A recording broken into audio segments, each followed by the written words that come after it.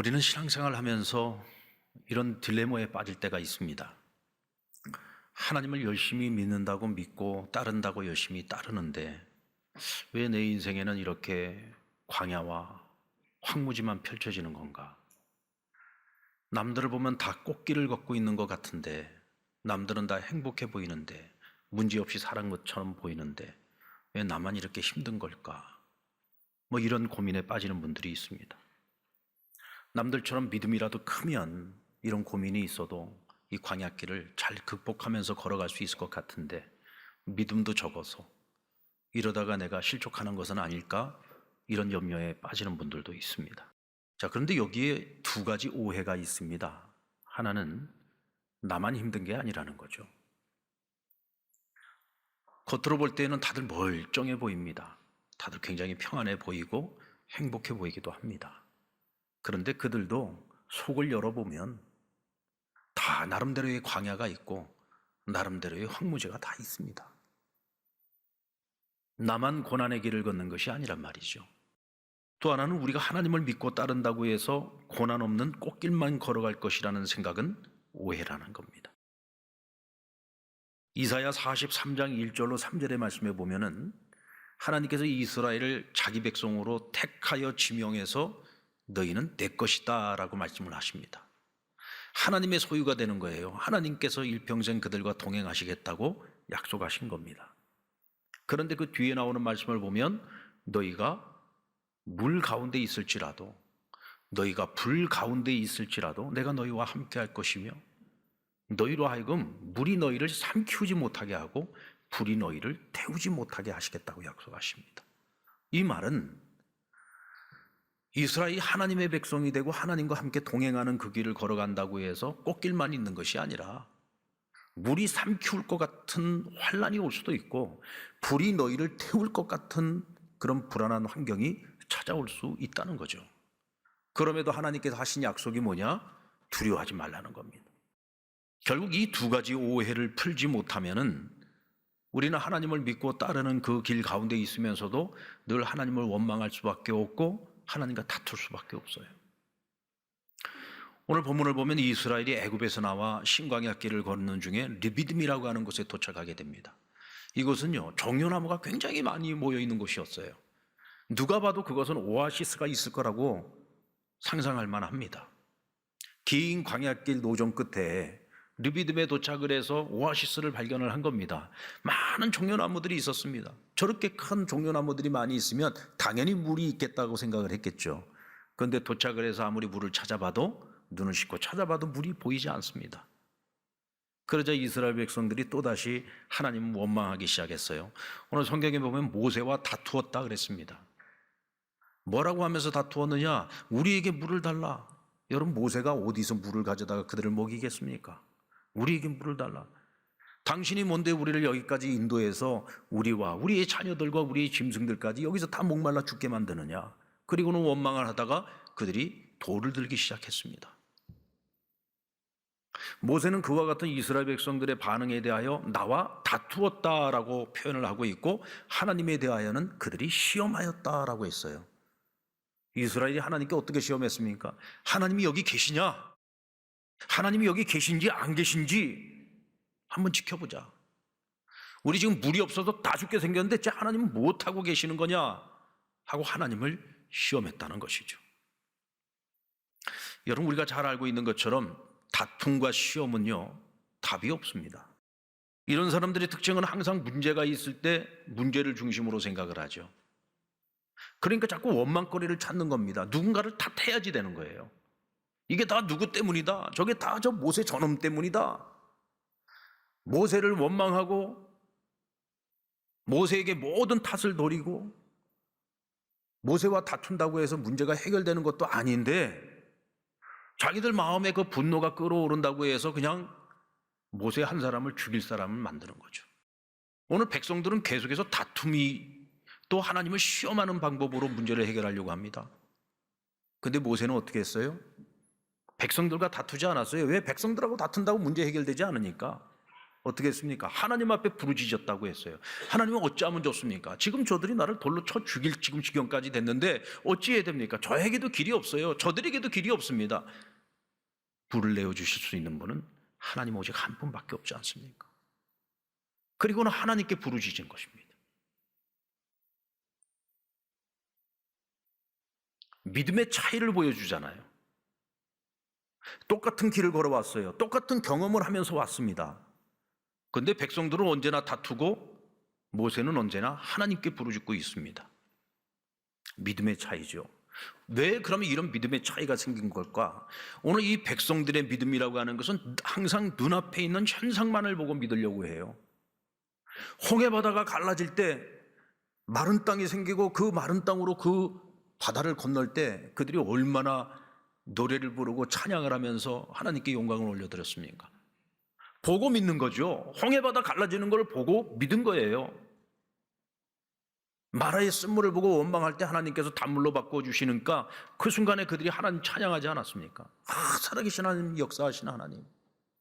광야로 들어가서 먹을 것이 다 떨어졌는데 불평하고 원망하자 하나님께서 이번에는 하늘로부터 만나와 메추라기를 보내주시는데 마치 비처럼 쏟아졌다고 했어요. 그것은 매일매일 쏟아주시는 겁니다. 그들이 배불리 먹었다고 했어요. 그것도 날마다 배불리 먹었다고 했습니다. 날마다 하늘로부터 오는 양식을 먹으면서 배부를 때마다 그들은 하나님을 찬양했어요. 물이 없다고 원망하니까 하나님께서 반석을 쳐서 물을 내어 그들을 마시우게 했습니다. 하나님께서 일하심으로 역사가 일어나고 기적이 나타날 때 그들은 그것을 보고 하나님 살아계신다. 하나님을 찬양하고 하나님께 영광 돌려요. 그런데 그뿐입니다. 그 믿음이 오래가지 않아요. 왜? 항상 눈앞에 보이는 현상만 보고 믿으니까. 조금만 시간이 지나고 또 다른 어려움이 찾아오면 또다시 원망하고 불평하고 또다시 하나님과 다툽니다. 여러분, 어쩌면 이스라엘의 모습이 우리의 모습과 너무 닮아 있지 않습니까? 근데 여러분, 모세를 보십시오. 홍해가 가로막고 있을 때 백성들은 원망 불평하고 있지만 그는 하나님께서 이제부터 자기 백성을 위해서 행하실 일을 우리 한번 지켜보자. 하나님이 하실 것을 믿고 하나님께 부르짖었다고 했어요. 광야에서 식량이 떨어졌을 때 하나님께서 이 문제를 해결해 주실 것이라고 믿고 하나님께 부르짖었습니다. 물이 없을 때 백성들과 다투지 않았어요.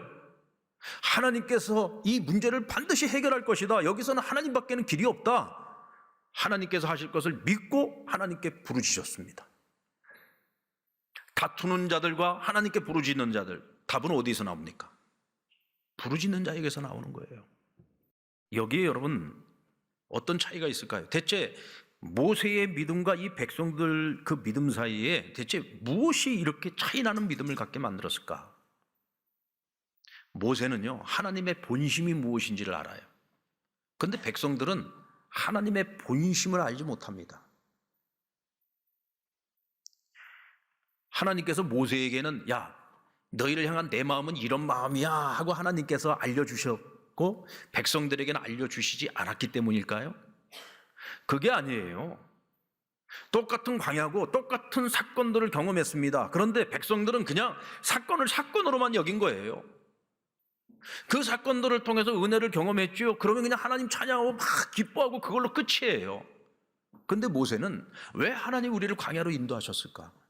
왜 하나님께서는 우리에게 이런 시련과 이런 문제와 이런 환난 가운데에서 또다시 이런 은혜를 통해서 우리에게 하나님의 전능하심을 보여주시는 걸까? 분명히 여기 뭔가 하나님의 생각이 있고 뜻이 있고 하나님의 본심이 있을 텐데 끊임없이 생각하는 거예요.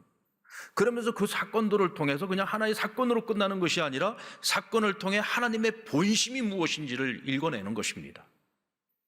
그러니까 그 믿음이 사건이 한번 있을 때마다 믿음이 점점 어떻게 해요? 쌓여가는 것이고 성장해 가는 것이죠. 그러니까 모든 사람들이 원망하고 있는데도 모세 한 사람만큼은 믿음을 가지고 부르짖을 수 있었던 거예요. 그러면 하나님의 본심은 무엇일까? 하나님께서는 그들을 광야로 이끌어내어 자신이 어떤 존재인지를 확실하게 알려주고 싶으셨어요. 하나님께서 호렙산에서 이스라엘 백성들과 언약을 맺습니다. 이 언약이라고 하는 것은 오늘 우리로 말하면 혼인신고를 하는 것과 같아요. 그런데 하나님께서 호렙산에서 그와 같은 언약 관계를 맺기 전에 먼저 하고 싶으셨던 것이 뭐냐면, 자, 너희들이 나와 결혼을 해야 되는데 너희들 내가 누군지 잘 모르잖아. 너희들이 나와 함께 광야길을 걸어가는 동안에 내가 너희에게 나는 어떤 존재인지 너희에게 내가 분명하게 알려주고 싶어. 너희와 결혼을 하더라도 그냥 결혼하는 것이 아니라 너희가 나에 대해서 정확하게 알고 결혼했으면 좋겠어. 그래서 너희가 나와 함께 동거하며 부부가 되어 같이 살아갈 때에 정말 진심 어린 마음을 가지고 서로 사랑하고 즐겁게 동행하고 즐겁고 행복한 가정을 이루었으면 좋겠어. 이게 주님의 마음이에요. 이게 하나님 마음인 겁니다. 여러분, 사실 광야가 아니면은요, 그런 하나님을 만날 기회가 많지 않아요. 왜요? 그냥 일상의 삶 속에서는 그냥 모든 것이 그냥 다 당연한 것으로 여기면 살거든요. 정작 어려움이 찾아와서 내 힘으로 내 능으로 능히 감당할 수 없는 문제가 찾아왔을 때 우리가 비로소 하나님께 구하잖아요. 하나님, 나 죽게 생겼습니다. 하나님이 아니시고는 길이 없습니다. 하나님, 이번만 도와주세요. 그리고 날마다 하나님께 간구할 때 하나님께서 기적을 보여주시죠. 길을 열어주시잖아요. 그때 비로소 우리는 하나님의 은혜를 경험하는 거예요. 야, 하나님 전능하시구나. 하나님 무소부지하시구나. 하나님 모르시는 것이 없으시구나. 하나님 마음만 먹으시면은 못하시는 것이 없으시구나. 우리는 광야에서 하나님을 알아가지 그냥 일상적인 편안한 삶 속에서는 하나님을 알아가기가 쉽지 않아요. 그래서 이스라엘을 광야로 이끌어내신 거예요. 예레미야 29장 11절 말씀 우리 같이 한번 읽어볼까요? 시작. 여호와의 말씀이니라. 너희를 향한 나의 생각을 안 하니 평안이요 재앙이 아니니라. 너희에게 미래와 희망을 주는 것이니라. 이 말씀은 타락한 이스라엘, 하나님 앞에 범죄한 이스라엘을 하나님께서 정죄할 수밖에 없었어요. 왜냐하면 이대로 놔둬가지고는 이 백성은 하나님께 버림받을 수밖에 없어요. 그래서 하나님이 그들을, 이방 민족을 들어와갖고 그들을 치실 수밖에 없었고 결국은 포로로 끌려갈 수밖에 없었어요. 자, 그런 범죄한 백성들을 향해서 오늘 하나님이 하시는 말씀이에요. 얘들아, 너희를 향한 나의 생각은 지금 너희가 재앙을 당하고 있지만 내 마음은 너희에게 재앙을 주는 것이 내 마음이 아니야. 어쩔 수 없이 너희를 지금 심판할 수밖에 없었고 너희에게 재앙을 내릴 수밖에 없었지만 너희를 향한 나의 본심은 너희에게 평안을 주는 것이고 너희에게 미래를 주는 것이고 희망을 주는 것이야 라고 말씀하고 있는 거예요. 이것이 하나님의 마음이라는 거죠. 그런 나의 본심을 제발 좀 알아달라는 겁니다. 그래야 하나님과 바른 관계를 가지고 우리가 어떤 자리에 있든지 우리가 하나님과 즐겁고 행복한 동행을 할 수 있기 때문에 그렇습니다. 근데 이 하나님의 본심을 깨닫지 못하는 사람들은요, 광야에서도 자꾸 비상구를 찾아요. 여러분, 광야는 애시당초 비상구가 없는 곳입니다. 여러분, 사막에 길이 있습니까? 사막에 비상구가 있어요? 광야라고 하는 것은 비상구가 없는 곳이에요. 그래서 광야에서는 하늘만 바라봐야 되는 거예요. 하나님만 바라봐야 되는 겁니다. 왜? 하나님만이 길을 알고 계시고 하나님만이 우리를 인도해 주실 수가 있기 때문에 광야에서는, 그래서 하나님이 이스라엘을 광야로 인도하신 거예요.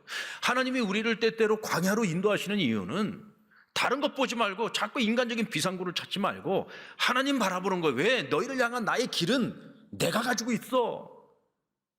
나를 찾으라는 거죠. 내게 부르짖으라는 거예요. 여러분, 어떤 경우에도 인간적인 비상구를 찾지 마십시오. 광야는 종착지가 아니에요. 어차피 지나가는 길입니다. 만약에 하나님께서 우리를 이끌어 가시는데 일평생 우리가 광야만 살다가 그냥 끝나버린다고 하면 우리가 따질만도 하지요.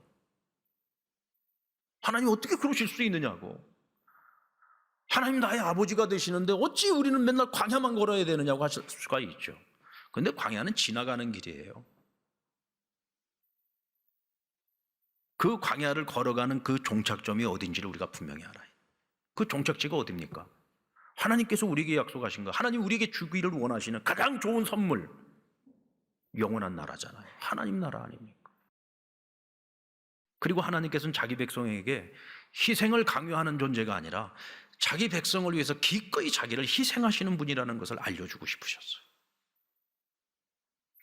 오늘 본문 5절로 6절 말씀을 같이 다시 한번 읽어보는데 좀 잘 살피면서 읽어보도록 하겠습니다. 시작. 여호와께서 모세에게 이르시되 백성 앞을 지나서 이스라엘 장로들을 데리고 나일강을 치던 내 지팡이를 내 손에 잡고 가라. 내가 호렙산에 있는 그 반석 위 거기서 내 앞에 서리니 너는 그 반석을 치라. 그곳에서 물이 나오리니 백성이 마시리라. 모세가 이스라엘 장로들의 목전에서 그대로 행하니라. 자, 오늘 이 말씀 가운데 특이한 점은 호렙산에 있는 그 반석, 그 위에 내가 서겠다. 하나님께서 서시겠대요, 그 반석 위에. 근데 하나님은 육체를 가지신 분이 아니잖아요. 육체를 갖지 않으신 하나님이지만 하나님께서 그 반석 위에 내가 서겠다. 그리고 너는 어떻게 하느냐? 홍해 바다를 가를 때 사용했던 너가 들고 있는 그 지팡이를 가지고서 그 반석을 치라는 거예요. 그러면 내가 물을 내어주겠다는 겁니다. 자, 그런데 여러분, 반석을 치라고 했는데 그 반석 위에 누가 서 있겠다고 했습니까? 하나님께서 서 있겠다고 하셨어요. 이 얘기는 무슨 얘기냐면 나를 치라는 겁니다. 하나님의 자기 희생이에요. 하나님께서 자기 희생을 통해서 이 백성들에게 물을 마시우게 하시겠다는 거예요. 300만이 넘는 사람들입니다. 그들이 가지고 있는 가축까지 다 마실 물이라면 그 물은요, 그냥 쫄쫄쫄 나오는 샘물 가지고 먹일 수 있는 게 아니에요. 강물을 내시는 겁니다. 그런 물을 내시기 위해서 하나님께서 자기를 희생하시겠다는 거예요. 여러분, 사도 바울은 이 사건을 가지고서 고린도전서 10장 4절에서 이렇게 해석하고 있어요. 이는 저희를 따르는 신령한 반석으로부터 마셨음에 그 반석은 곧 그리스도라.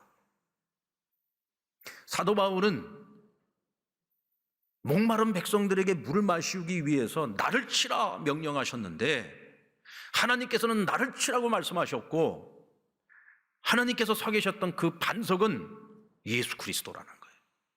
삼위일체 하나님께서 자기를 온전히 희생해서 이스라엘 백성들에게 물을 먹이셨듯이 오늘 저와 여러분에게는 우리의 모든 죄의 문제를 해결해 주시고 우리 하나님 자녀로 삼아 주시고 우리에게 영원한 하나님의 나라를 약속해 주신 거예요. 믿습니까? 믿습니까? 여러분, 이 당시만 하더라도 이스라엘 백성들뿐만 아니라 이 고대 근동시대를 살았던 모든 사람들은 신이라고 하는 존재를 이렇게 이해하고 있었습니다. 신이라고 하는 존재는 인간에 대하여 끊임없이 희생을 강요하는 존재.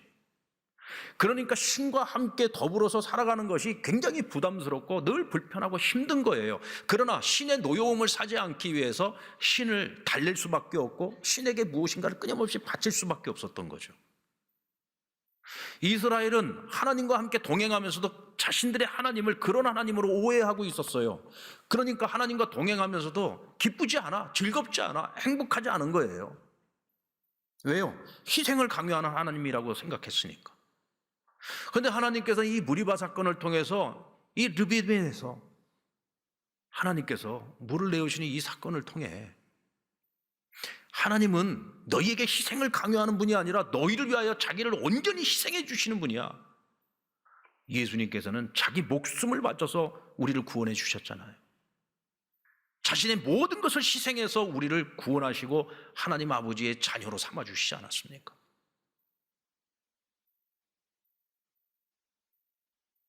바로 그런 하나님, 그 하나님이 누구의 하나님이냐? 너의 하나님이 아니라 바로 너희의 하나님, 이스라엘의 하나님이라고 말씀해 주시는 거예요.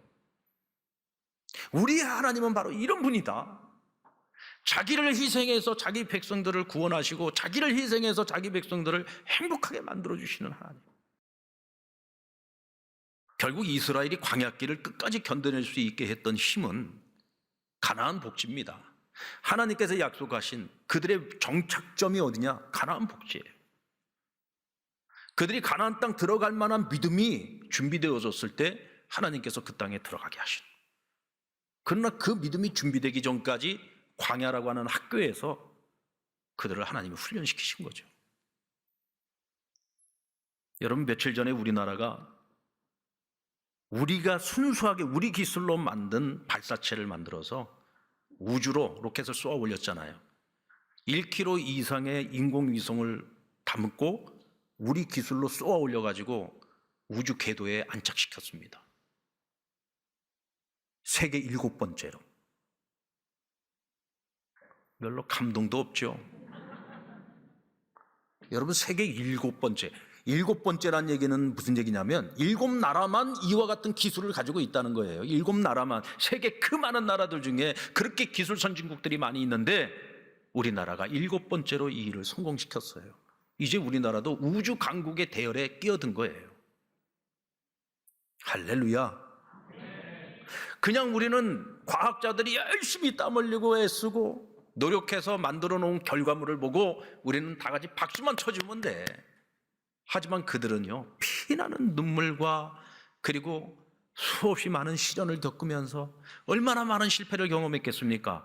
처음부터 우리가 그런 로켓 만드는 기술을 가지고 있었던 것도 아니고, 그러니까 그 기술을 가지고 있는 나라에게 기술 좀 배워보겠다고 얼마나 진짜 우리가 진짜 속상한 일이 얼마나 많았겠어요. 그 러시아 사람들한테 돈 주고 배우는데도 제대로 가르쳐 주지도 않아서 이 사람들한테 배워가지고 얼마나 많은 실패를 했습니까? 무시당하고. 그래서 어느 순간에는 야, 이거 안 되겠다. 이거 맨날 남의 기술 베껴가지고는 안 되겠다. 우리가 순수한 우리의 기술을 갖고 한번 해보자. 100번 실패해가지고 101번째 성공하면 될 거 아니냐. 그런 마음으로 끊임없이 도전하고 끊임없이 시도를 하면서 수없이 많은 실패를 경험했어요. 그러나 실패했다고 해서 실망하지 않고 끊임없이 도전을 해서 결국은 성공을 해낸 겁니다. 여러분, 왜 포기하지 않았을까요? 사실 국민들 가운데서도요, 이게 우리가 스스로 이 발사체를 만들고 쏘아 올리는 거에서 굉장히 부정적인 여론도 많이 있었습니다. 뭐 하려고 그걸 갖다가 수조 원씩 들여가면서 그렇게 개발을 하려고 애를 쓰냐. 이미 만들어진 나라 로켓에다가 우리 인공위성만 그냥 붙여서 쏘아 올리면 되지. 오히려 그게 더 싸게 먹히지 않냐. 참 바본 거죠, 그거는. 맨날 남의 나라 기술에 의지를 하게 되면 우리는 그들 기술에 종속되는 거예요. 우리가 우리의 기술을 가지고 있을 때 진짜 기술 강국이 될 수 있는 거고 얼마든지 거기서 우리가 더 업그레이드해서 더 성장하고 발전해 나갈 수 있는 거죠. 우리나라가 이제 우주 강국이 될 수 있는 거예요. 과학자들이 왜 포기하지 않았을까요? 그들에겐 꿈이 있었기 때문에. 대한민국을 우주 강국으로 만들자. 이제는 더 이상 다른 나라에게 기술을 빌려달라고 손 벌리는 나라가 아니라 기술을 이전시켜줄 수 있는 나라가 되자. 꿈을 가진 거예요. 더 이상 무시당하지 말자. 꿈을 가진 겁니다. 꿈이 있기 때문에 포기하지 않고 끊임없는 도전을 통해서 결국은 결과물을 만들어낸 거예요. 그래서 이제는 달나라도 갈 수 있고 화성도 갈 수 있고 더 많은 일을 할 수 있는 거예요. 자, 그런데 여러분, 하나님께서 저와 여러분에게 주신 꿈, 하나님이 저와 여러분에게 약속해 주신 것은 달나라 가고 화성 가는 정도가 아니에요. 그건 전부 다 3차원의 세계입니다. 기껏해야 3차원이에요. 그건 다 우리가 눈으로 볼 수 있는 것들이잖아요. 너무 멀리 있어서 자세히는 볼 수 없지만은 그러나 어쨌든 우리가 눈으로 볼 수 있는 세계잖아요. 하나님께서 우리에게 주신 건 영원입니다. 영원. 눈으로 볼 수 없어요. 정말 상상하기에도 어려워요. 성경이 우리에게 하나님 나라를 이야기하고 있지만 우리는 단지 이럴 것이다라고 추측할 수 있을 뿐이지 하늘나라를 본 사람이 없어요. 보았다고 할지라도 인간의 언어를 가지고 그것을 다 설명해 줄 수가 없어요. 그와 같이 좋은 나라, 하나님의 나라, 영원한 생명을 가지고 영원히 살아갈 나라를 하나님이 우리에게 약속해 주신 것입니다. 그 나라를 바라보면서 살아가는 자들은 결코 내 인생에 어떤 광야가 있다고 할지라도 그것 때문에 다투고 비상구를 찾고 실망하고 절망하고 낙심하고 믿음의 길에서 실족해버리는 그런 어리석은 자가 되어서는 안 된다는 거죠. 왜요? 하나님이 우리에게 약속하신 것은 영원한 나라. 그렇다고 광야길을 걸으면서 우리가 헐벗고 굶주리는 것도 아니고 하나님께서 필요한 거 다 채워주시면서 날마다 은혜를 보여주시고 은혜를 경험하게 하시고 하나님의 본심까지 다 알려주시는데 불평하는 것 자체가 죄인 겁니다. 하나님과 다투려고 하는 그 자체가 죄인 거죠. 사랑하는 상랑교회 성도 여러분, 오늘 우리가 지금 어느 자리에 있든지 어떤 어려움이 있든지 어떤 고난이 있을지라도 지금 내가 서 있는 자리가 광야라고 해서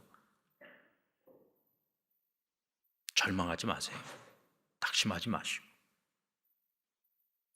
하나님 왜 나한테만 이러냐고 다투지도 마시고, 지금이야말로 은혜 입을 때입니다. 하나님께 부르짖으십시오. 하나님의 본심이 무엇인지를 좀 생각해 보세요.